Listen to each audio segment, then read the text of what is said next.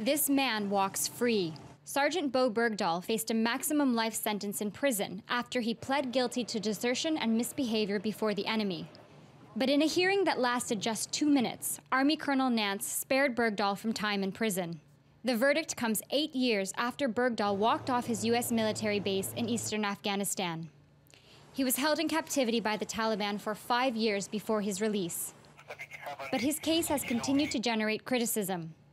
Some say the initial search for him put other members of the army in danger, and the U.S. government secured his release by exchanging him for 5 Taliban prisoners at Guantanamo Bay.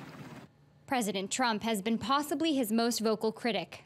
So we get a traitor named Bergdahl, a dirty, rotten traitor.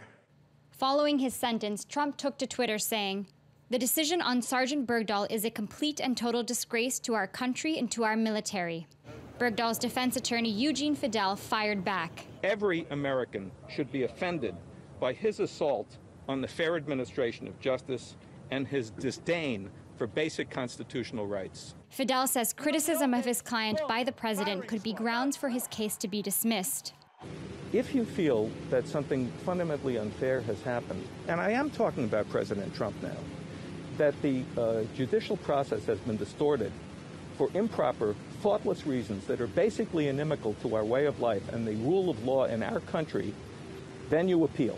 With plans to appeal the verdict of dishonorable discharge, the 31-year-old has the rest of his life to live.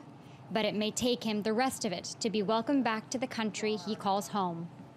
Alexi-Noelle, TRT World, Washington.